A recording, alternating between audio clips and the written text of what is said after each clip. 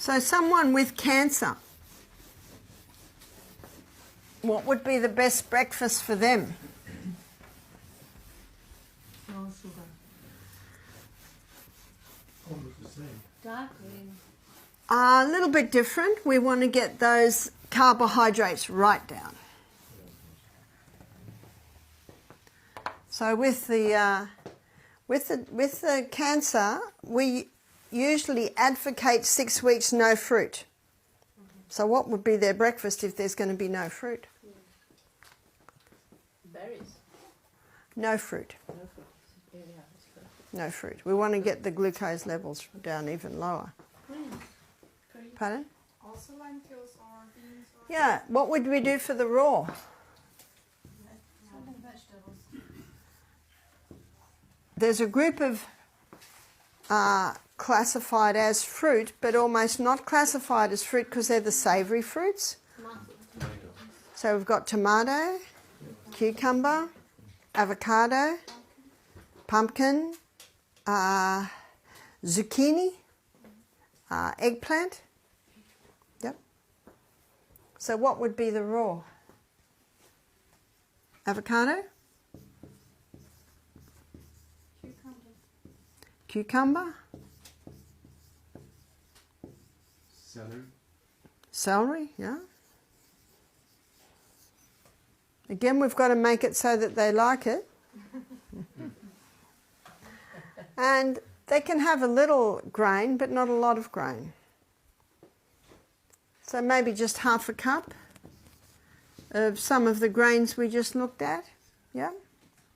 Maybe rice.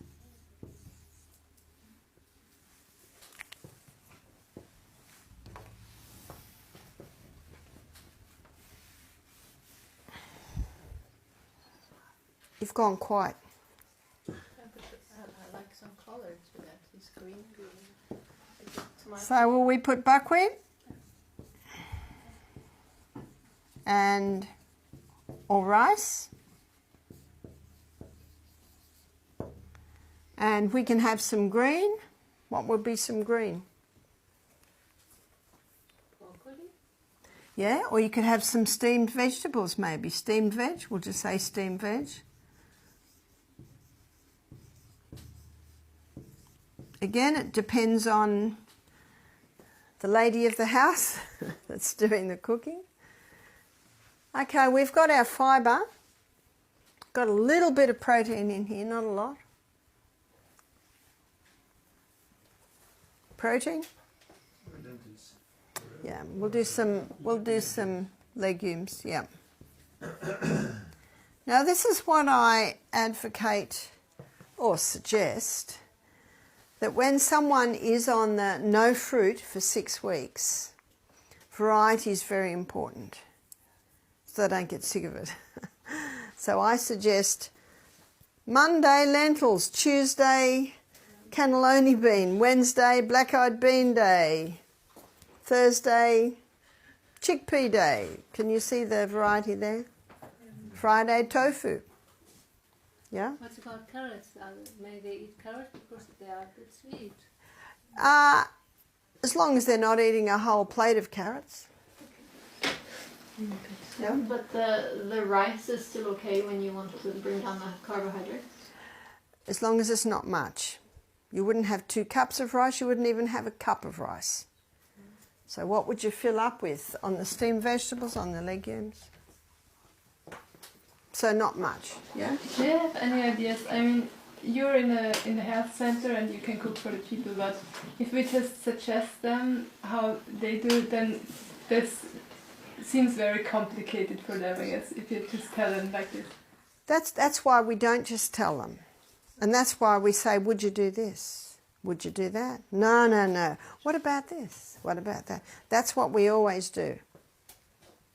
And as I said before, if you don't get a nod, if anything you've suggested, you say, well, what would you like to do? What could you do? And that's what you do. That's why that other breakfast, which was avocado, tomato, cucumber, sourdough, spelt toast, and lentils on top, or in Australia you can buy baked beans. Everyone has baked beans. They're full of sugar. That's right, but you can get organic baked beans that have no sugar in them.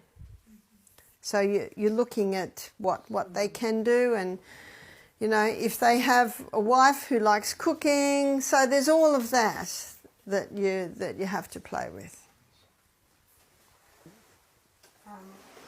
We have when we have had a cancer patient here. She has taken granite is that it? Pomegranate for the breast cancer, because that helps only with hormone imbalanced cancers. So is that also something? The pomegranate, because of the sweetness of it, you'd probably introduce that after 6 weeks. Okay. So for 6 weeks, no sugar in that. That can actually flip the way the cancer cells run. Dr. Holland said when you deprive cancer cells of glucose, they self-destruct. That's what we want. It's just for 6 weeks. Then slowly introduce. Yeah. Very, very low sweet. The pomegranate could come in then, because that's not really high sweet.